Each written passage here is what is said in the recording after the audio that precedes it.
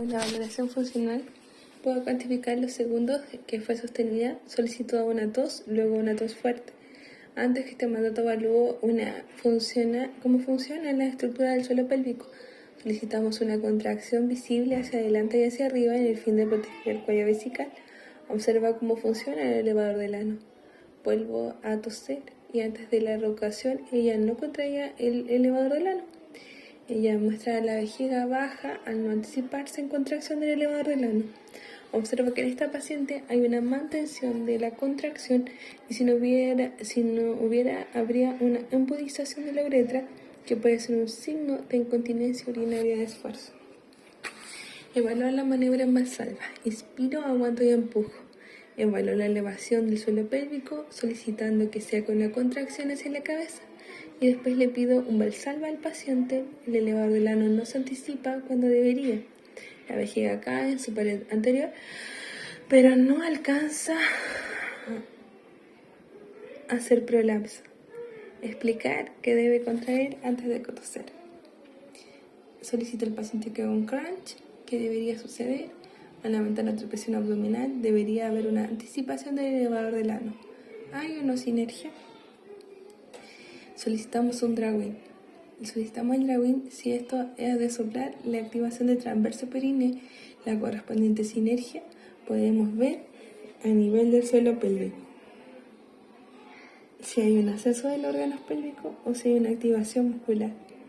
Tenemos una valoración cualitativa del suelo pélvico, la distancia urogenital, distancia del elevador del ano. Es importante saber estos datos para ver si nuestros tratamientos del suelo pélvico están o no funcionando. La distancia que se utiliza es para saber si hay hipermovilidad uretral. Borramos la sínfisis púbica y si es necesario ubicar el ángulo puborectal. Si aparece en la pared del ángulo anorrectal, anotar hasta el punto que cambie la medida. La valoración cualitativa.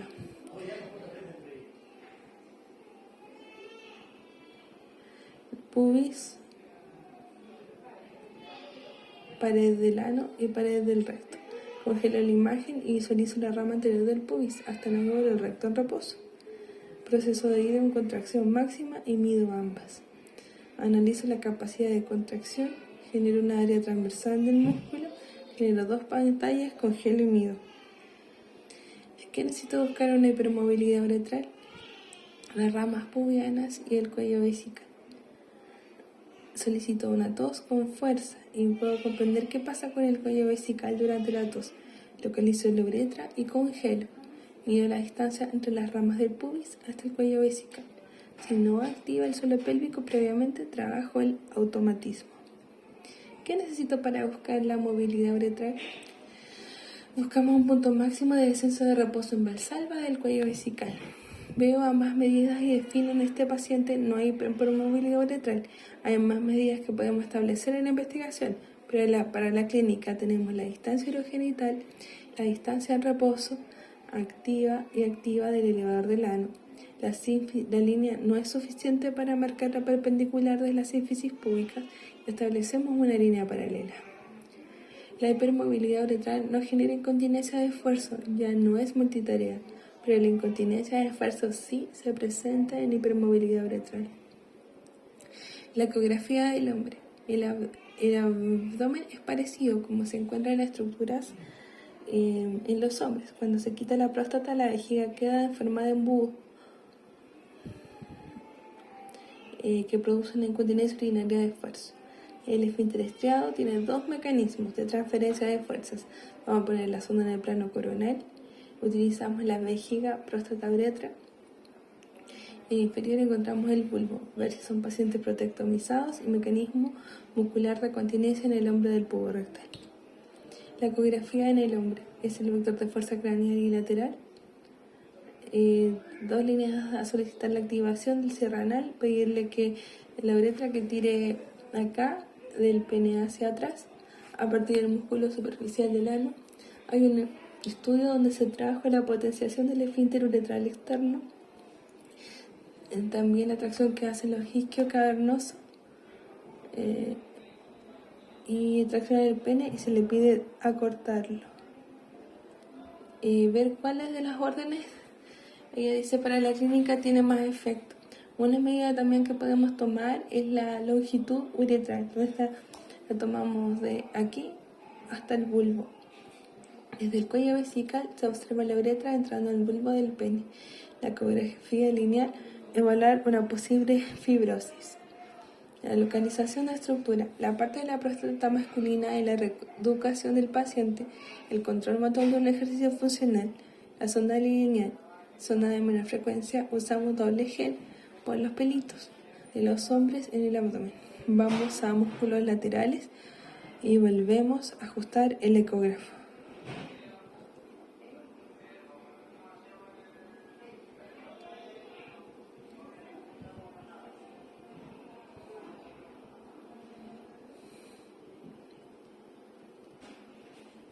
La profundidad, la frecuencia, el foco y la ganancia.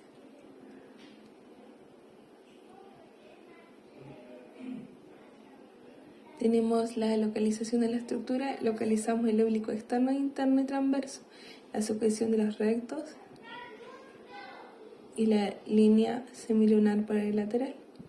Si voy en la parte anterior del abdomen, aparece ambos vientres del recto del abdomen, unión con oblicuo interno. Hago un barrio de la línea alba hasta que llegue el ombligo, viendo dónde está la estructura muscular, ya que este paciente los rectos están unidos hasta perder la vista de la sínfisis púbica.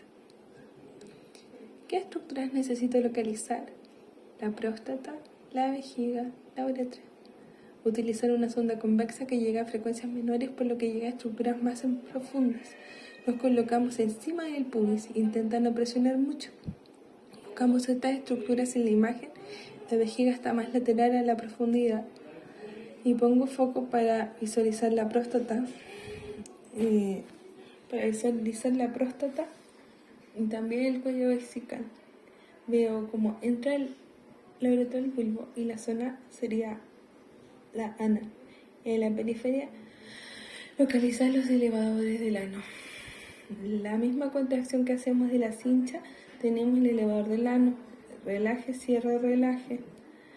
Tendríamos localizadas todas las estructuras para hacer un cierre funcional. La ecografía del pene. Utilizamos la sonda lineal, evaluamos los procesos de fibrosis en la zona del pene. Vamos a observar los cuerpos cavernosos, esponjosos y la túnica lúgena que rodea estas estructuras. Vamos a pensar en fibrosis cuando nos aparezcan sombras acústicas. Le pedimos al paciente que coja el pene por la cabeza y traccione. Regulo el ecógrafo. Calibro la imagen con profundidad, frecuencia, foco y ganancia. La ecografía del pene. La ecografía del pene, vemos la zona de la uretra. Súper bien. Vemos el tabique de los cuerpos cavernosos. No visualizo ninguna de las fibrosis o calcificación. La clasificación se ve hiperecogénica atrás de una sombra acústica, manteniendo la inclinación suficiente desde vista la proximal hasta la zona inferior. Encontramos fibrosis menores en los cuerpos cavernosos, que no es raro encontrarlo. En pacientes que hay una patectomía radical, hay fibrosis de la enfermedad de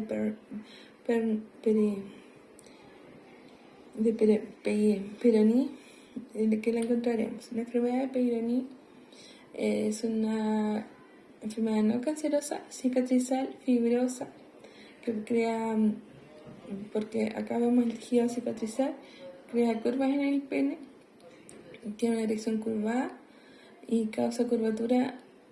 Puede tener una curvación y no tener enfermedad de Peyronie, pero si causa dolor, probablemente tenga enfermedad de Peyronie y ahí lo vamos a ver.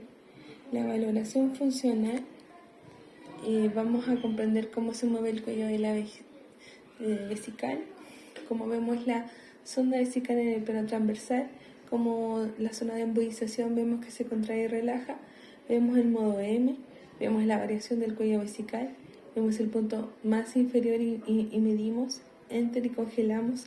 Entre la contracción y la relajación de este paciente hay 120 de movilidad uretral. Hacemos el modo M en el plano sagital, buscamos medida superior e inferior y volvemos a medir. Salimos del modo M, y vemos el residuo postmiccional en el paciente en volumen de 2,58, residuo postmiccional de 1,20, por lo que no presenta. La ecografía transperineal. En el hombre, el paciente protectomizado la utilizamos para evaluar y tratar el control motor y para evaluar una longitud uretral, la sonda en el perine. La visualización. Primero la estructura localizar en la vejiga. Optimizamos la imagen.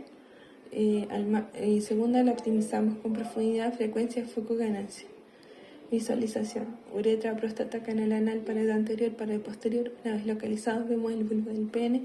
Evaluamos el canal del ano y la contracción y relajación. Vemos acá las tres zonas que se pueden contraer: el esfínter de la uretra, el pubo rectal o el bulbo cavernoso.